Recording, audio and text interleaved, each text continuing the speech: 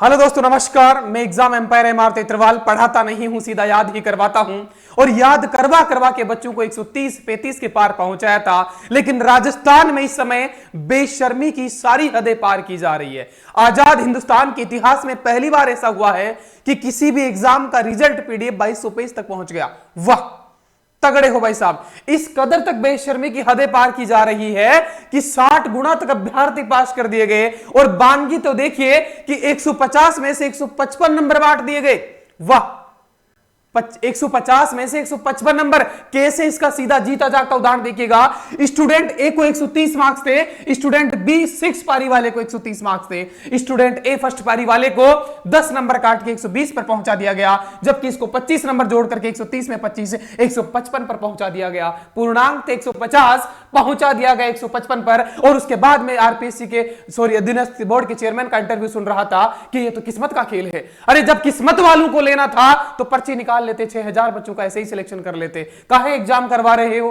काहे वो बच्चे क्यों दर दर की ठोकरें खाते हुए महीनों से, सालों से, वर्षों से एक रूम का रेंट दे रहे हैं? वो अपने घर वालों को कह चुके थे कि इस बार तो 130 नंबर बन रहे हैं, डंका की चोट पे सिलेक्शन हो जाएगा। क्या मुंह दिखाएंगे, क्या बोलेंगे घर वालों को कि किस्मत का खेला हो गया है? मतलब मेहनत की कोई कदर ही नहीं है, किस्मत का खेला चल रहा है। तुम कहते हो कि सारे पेपर एक जैसे नहीं बनाए जा सकते।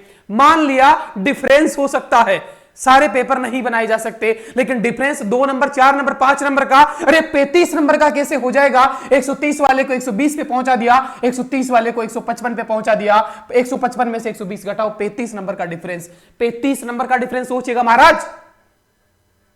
पॉइंट्स में कट ऑफ सिलेक्शन, मतलब सिलेक्शन से रह जाते हैं बच्चे, 1-2 नंबर से रह जाते हैं। आप 35 नंबर, ये अन्याय नहीं है, ये सरासर अन्याय है। आप अपनी चोरी को छिपाने के लिए डंके की चोट पे कहते हो कि ये तो नियम है, नियम के अनुसार चलेंगे। अरे नियम तो अंग्रेजों ने भी बनाए थे, तंबू खड़े ना उनके। दोस्तों, आज सबको एकजुट होने की जरूरत है। ये तो मैं कहता हूं, ये तो झांकी है, अभी तो पिक्चर बाकी है। क्योंकि ये खुद कह रहे कि हमने सीटी में भी ऐसा किया। सीटी में कोई कुछ नहीं बोला क्योंकि क्वालिफाइंग था, इसलिए इनकी हिम्मत बढ़ गई और पशु परिचर में भी ऐसा ही कर दिया इन्होंने, क्योंकि बेशर्मी तो करनी ही है। अब पशु परिचर में जब कर दिया तो रिट का रिजल्ट आने वाला है, उसमें भी ऐसा होगा। रिट मेंस होगा, उसमें भी ऐसा होगा। पटवार वीडियो में भी ऐसा होगा, क्योंकि इनके हौसले बुलंद है, क्योंकि इनके पास ताकत है, सत्ता है, पुलिस है, डंडा मार के भगा देंगे। इसलिए एकजुट होने की जरूरत है दोस्तों। इनसे मतलब एक कितने बेशरम आदमी है ये। 35 नंबर का डिफरेंस, सारे पेपर एक जैसे नहीं बन रहे इन लोगों से। कहां से बुलवाते हो तुम? पाकिस्तान से बुलवाते हो? फ्री के एग्जाम सेंटर पाकिस्तान से बुलवाते हो क्या? अरे यहां मिल जाएंगे, हम कोचिंग वालों को ले लो यार।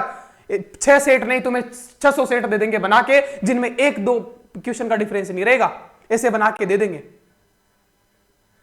मतलब लुटाई, एक तो लुटाई मचा रखी है, पैसे की कमी नहीं है तुम्हारे पास। तुम जानबूझ करके गलत आंसर की डालते हो। एक आंसर की 600-300 रुपए, एक बार अप्लाई किया, 2 बार अप्लाई किया, 300, कितने रुपए लुटाई कर रहे हो? पैसों की कमी है तो ढंग के पेपर सेटर पकड़ो ना।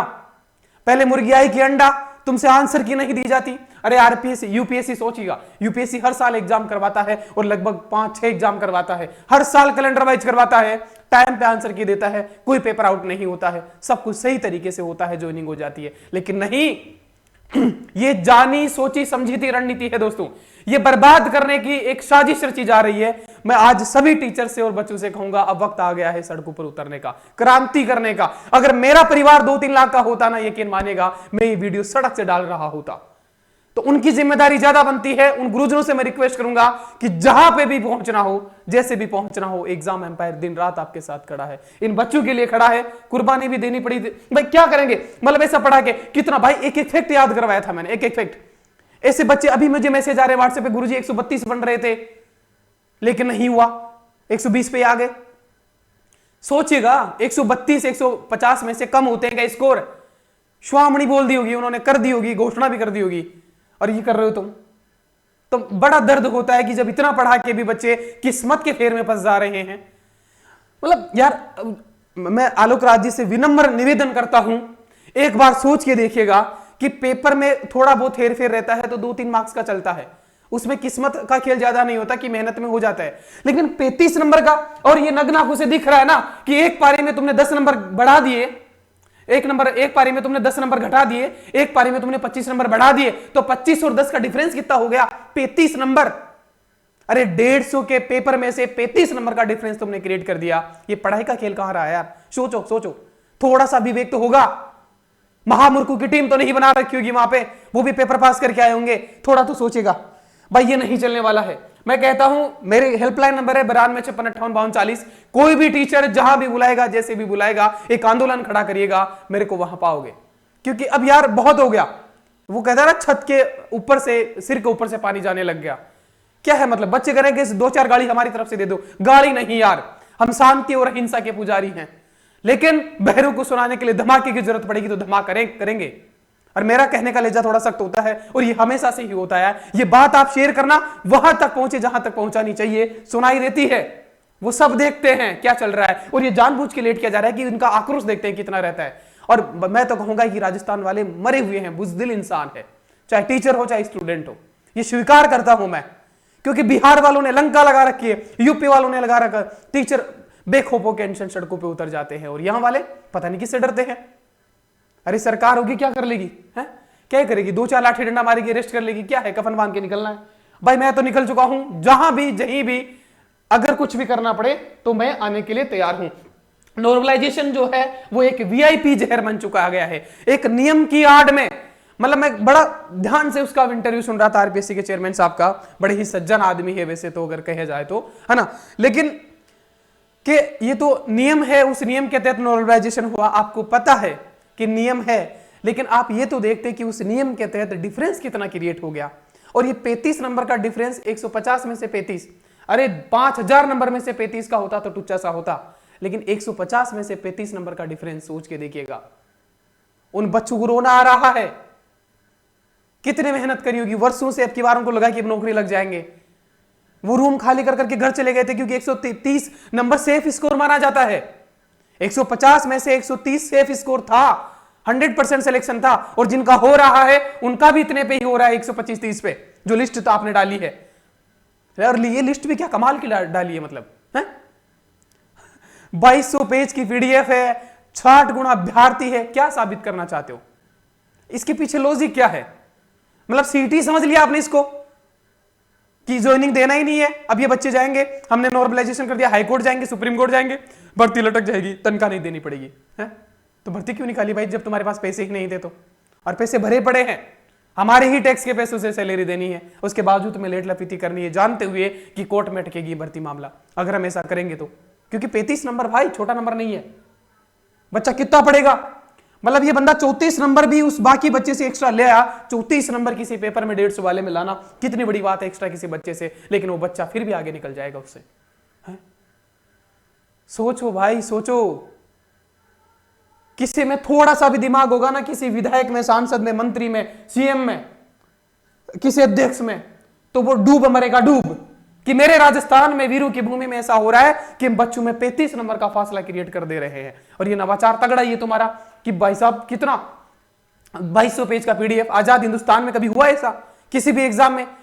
मतलब रेलवे में 20-20 लाख बच्चे, 1-1 करोड़ बच्चे बैठते हैं वहां पे, वहां भी ऐसा नहीं होता कि इतने गुना पास कर दीजिए। नॉर्मली रिजल्ट आते नहीं। पहली बार एग्जाम हुआ राजस्थान में, रिजल्ट आज तक मतलब आए नहीं क्या? रिजल्ट डबल, 2.5 गुना कर दो, 2 गुना कर दो, 3 गुना कर दो, आरपीएससी करती है ना। लेकिन इन्होंने क्या सोच के किया है पता है? सोच इनकी एक ही है कि इस भर्ती को धीरे धीरे चलाओ, क्योंकि 6-7 हजार पद है, सैलरी देनी पड़ेगी, इसीलिए टुच्चे टुच्चे 1,000 2,000 की भर्ती निकाल रहे। अरे यार डूब मरो, इतना बड़ा राजस्थान है क्या ये? तुम जेब से दे नहीं रहे हो, कर्जा तो वैसे ही बढ़ रहा है, तुम्हारी ऐसे के लिए पैसे, तुम अपना घर बनाओ, यहाँ पे बड़े बड़े मतलब बिल्डिंगें खड़े कर दी तुमने, खुद के यासी पे पेंशन के लिए पैसा है, बस गरीब बच्चे जो सालों से मेहनत कर रहे हैं उनको सैलरी नहीं देनी है तुम लोगों को। अरे भाई ये नहीं चलेगा ना। तो भाई पशु परिचर वालों के साथ ये न्याय बिल्कुल नहीं सहा जाएगा। दोबारा रिवाइज हो सकता है, रिजल्ट कुछ भी हो सकता है अगर आवाज उठाई जाए तो। मतलब मैं देखता हूं इनका आंसर की जो है वो गलत बनाते, जानबूझ के गलत बनाते। तो बच्चे तुम्हें क्या लगता है कि आंसर गलत? अरे भाई उसको पता है, इनके जो मेन हेड होते हैं उनको डायरेक्ट इंस्ट्रक्शन होते हैं, भाई हमारा खर्चा कैसे चलेगा, क्वेश्चन गलत डालो 4-5, गलत आपत्ति आएगी, पैसे आएंगे, कुटाई होगी, लुटाई होगी बच्चों की। ये जानबूझ के डाला जाता है। इस पे आवाज कौन उठाता है? कोई नहीं, समुद्र के बैठे रहते हैं। सरकार बोलती नहीं है, सरकार को जाओ कुछ नहीं बोलेगी, क्योंकि सरकार को बजट नहीं देना पड़ेगा, कम देना पड़ेगा कि लूट लो जितना लूट सको। मतलब गलत, ये डूब के मरने वाली बात है कि तुम पेपर सेट 150 क्वेश्चन सेट कर पा रहे हो, उनमें से 10 क्वेश्चन तुम गलत सेट कर देते हो। डूब के मरने वाली बात नहीं है। 150 क्वेश्चन सेट नहीं हो रहे तुमसे, 10% गलत सेट कर दे रहे हो, और वो जानबूझ करके ऊपर वाला सब देख रहा है। ये पाप कभी माफ नहीं किए जाएंगे। और उन बेरोजगार युवाओं से तुम पैसे वसूल रहे हो जिनके पास फॉर्म भरने के पैसे नहीं है। सोचिएगा, तुम फॉर्म फ्री कर दे रहे हो।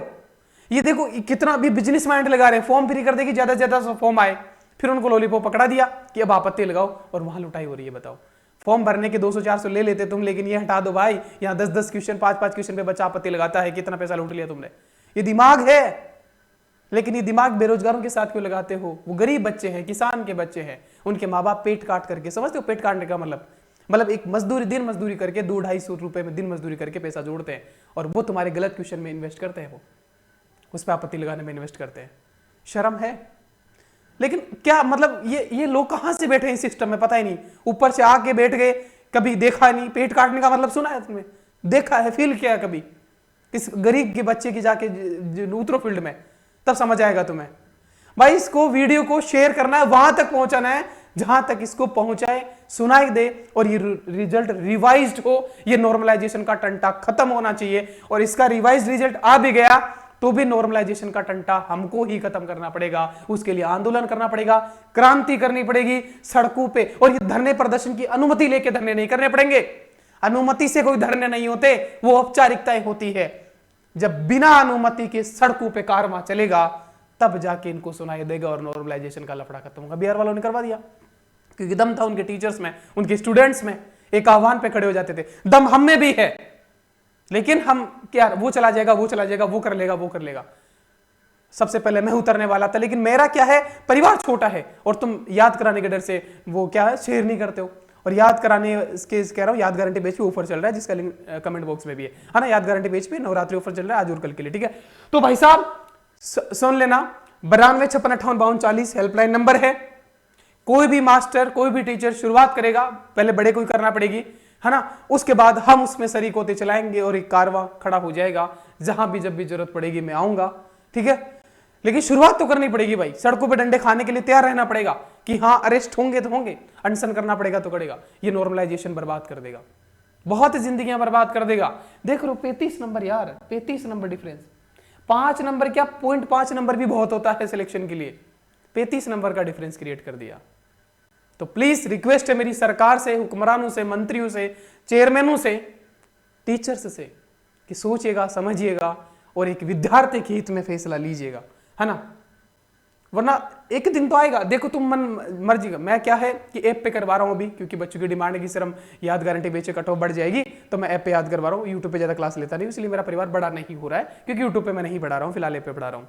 जिस दिन मैं यूट्यूब पे पढ़ाने लग गया और परिवार बड़ा हो गया, उस दिन के बाद तुम कोई गुस्ताखी नहीं कर पाओगे, मान लेना। ये चैलेंज है।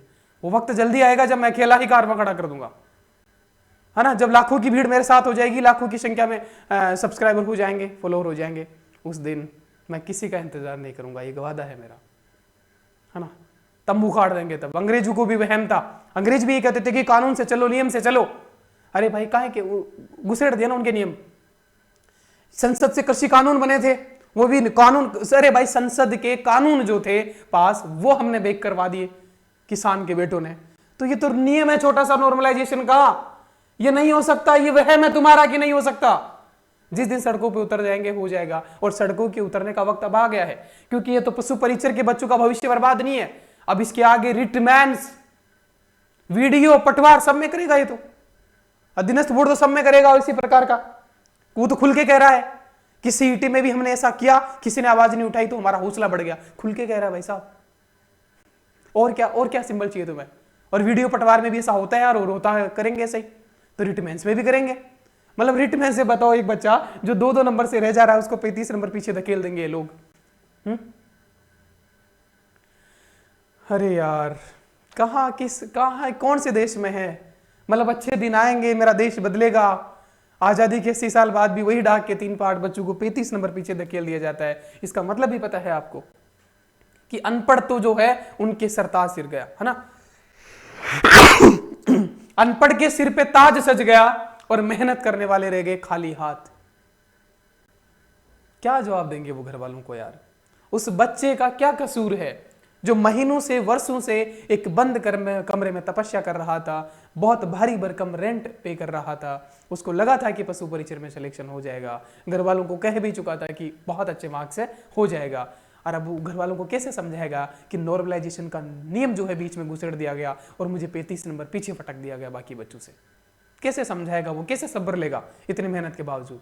और एक वो बच्चा नया शायद पहली बार ही एग्जाम दिया है, कोई तैयारी नहीं थी, 6 बारी में उसका आ गया और सीधा 35 नंबर आगे चला गया, उसका सिलेक्शन हो गया, नौकरी लग गया। कोई संघर्ष नहीं किया उसने, कोई मेहनत नहीं करी है।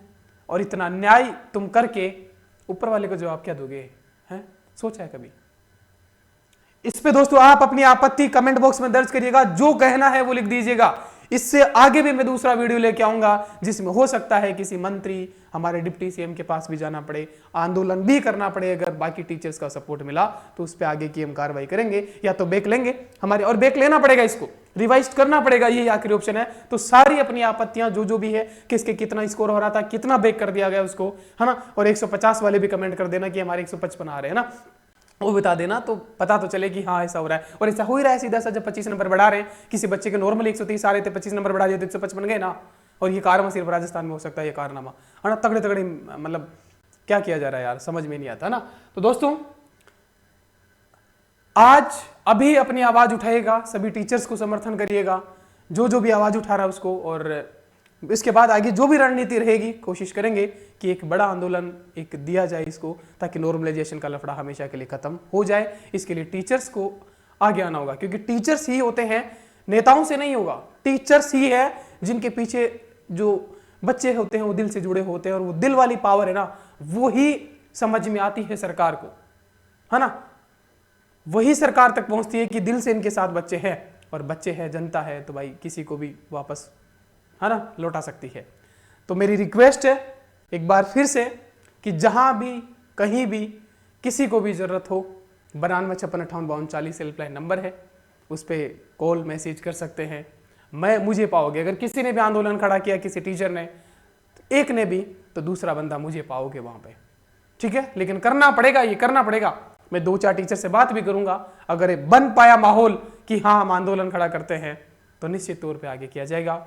नए हो चैनल पे तो सब्सक्राइब कर लेना, इस वीडियो को शेयर कर देना, और वहां तक पहुंचाने की जिम्मेदारी आपकी है जहां तक जिनके कानों में ये आवाज सुनाई दे। ये धमाका समझिए इसको, क्योंकि मेरी लैंग्वेज थोड़ी सख्त रहती है, बेशर्मी की हदें पार की गई है। इस बेशर्मी की सजा ऊपर वाला जरूर देगा, अगर इन्होंने ये सजा दुरुस्त नहीं करी तो, ये गलती दुरुस्त नहीं करी तो, ठीक है। तो रिवाइज रिजल्ट आना चाहिए, 2 गुना का ही आना चाहिए, और नॉर्मलाइजेशन का थोड़ा सा इसको हटा ही देना चाहिए, और इसमें इतना गैप ना रखा जाना चाहिए। और ये जो तुम गलत आपत्ति लेते हो, गलत आपत्ति लगवाते हो, बच्चों से 300-300 रुपये लूटते हो, ये गोरख धंधा बंद हो जाना चाहिए। होगा जरूर, समय रहते कर दो, वरना जिस दिन एग्जाम एम्पायर बड़ा हो जाएगा उस दिन ये सारे गोरख धंधे बंद करवा दूंगा, ठीक है ना। ठीक है दोस्तों, मिलते हैं नेक्स्ट क्लास में। याद कराने वाली करंट अफेयर्स की क्लास अपने एग्जाम एम्पायर ऐप पर 2 क्लास करंट अफेयर्स की आ चुकी है, जनवरी फरवरी से हम शुरू कर चुके हैं। अगली क्लास में हम आपका इंतजार कर रहे हैं, ठीक है दोस्तों। Thank you.